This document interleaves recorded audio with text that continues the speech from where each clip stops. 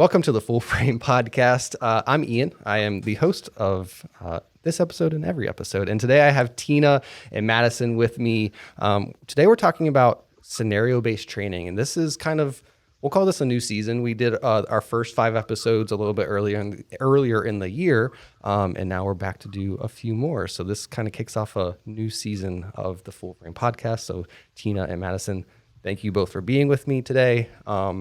Tina, do you want to introduce yourself again so that everyone can get to know you a little bit? Sure. I'm Tina Carroll. I am the multimedia team lead for AVIAN, and our team provides quality products from virtual tours, video, scenario-based training, e-learning. You name it, pretty much we figure it out for you. Yes. And Madison, do you want to introduce yourself as well?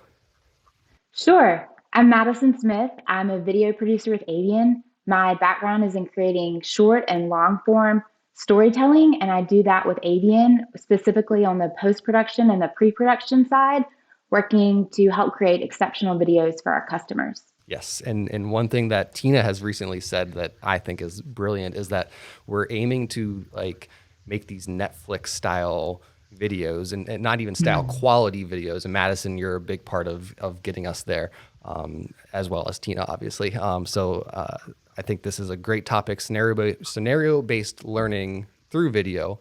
Let's just start with what is that? What does that mean? What's that capability? Right. And maybe an example of it. So scenario-based training can be video format.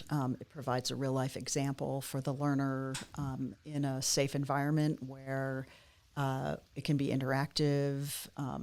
There can be challenges within, feedback, peer feedback.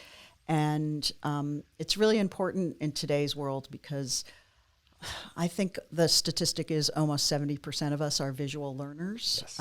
So not only do you expect a quality product when you go to Netflix, as an employee, you expect the same quality product when you're watching a training video.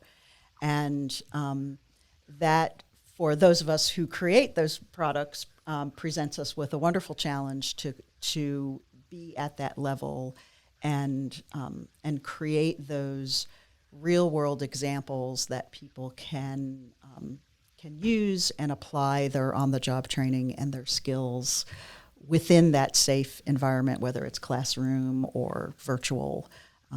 So scenario-based training allows us to create those scenarios that, especially if they involve safety training or first responder training, so that it provides that safe environment so that people can learn and apply what they learned. Yeah. So I didn't ask you before we started recording, are we allowed to talk about the scenario-based trainings that we've done? We are allowed to talk about what the things that we learned. Okay. The outcomes. Madison's shaking her head as well. We did a detailed scenario-based training for a government client, and that's pretty much all we can say about the client. But we can talk about the process and the outcomes. Yeah. So let's dig into that. And I guess what I also forgot to mention at the beginning of this episode is that that first season of the Full Frame Podcast, we really went through our process for almost any project, right? It was really general. With this new season, we're kind of diving in a little bit more to these more specific topics. So with that being said, we hope to cover the entire process of this scenario-based training in this episode.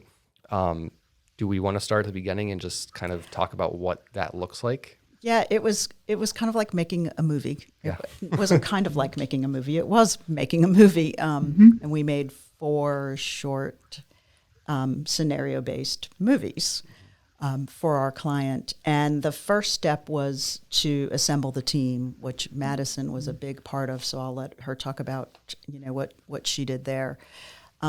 Just like in anything else, it takes a lot of people, and it takes a lot of talented people. We had, in addition to myself, Madison, who helped us with, was instrumental in storyboarding, applying the script to the storyboard, casting, costuming. We'll talk about that. We had a director on set. We had local law enforcement on set. We had multiple production assistants, in addition to our cinematographer, our sound engineers, our backup cinematographer. It was a full-blown movie production.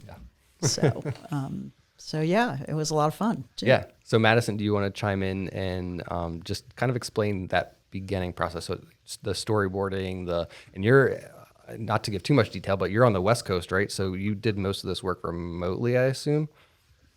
I did, yes. Yes, I'm out in San Diego, as well as our other producer and our director is out here as well. And so we worked together. The customer provided an overview of what they were looking to do and what they were looking to communicate to their audience.